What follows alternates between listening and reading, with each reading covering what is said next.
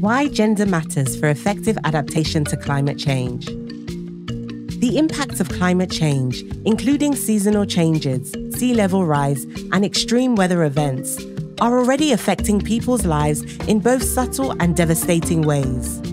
Adaptation to climate change is the process of building the resilience of communities, ecosystems, and economies to these impacts.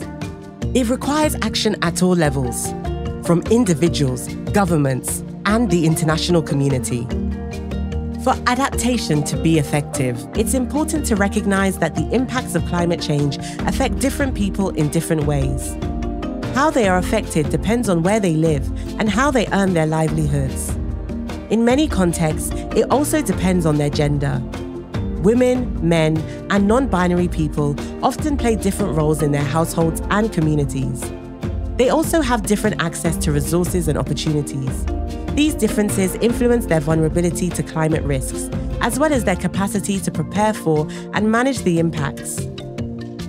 Women and non-binary people are often at a disadvantage as they face barriers in realizing their rights due to norms, traditions, and policies that perpetuate gender inequality.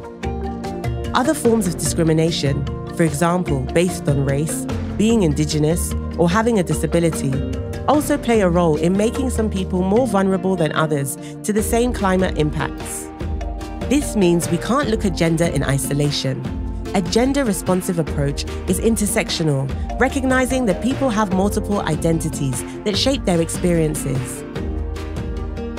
A gender-responsive approach focuses on three things: who matters, who decides, and who benefits.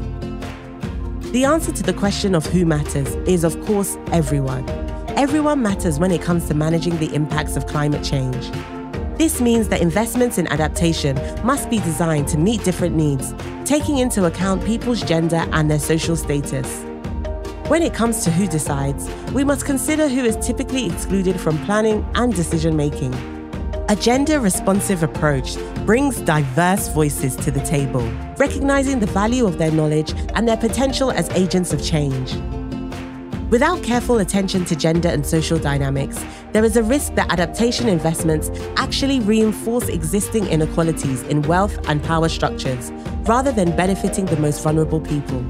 Adaptation is effective when it is equitable, providing opportunities and benefits for all people.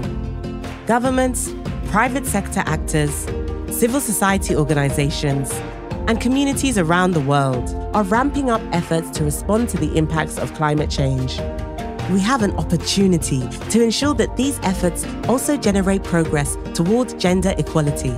To make this happen, we need a gender-responsive approach to adaptation. This is the only way we can build families, communities, and societies that are resilient to the impacts of climate change.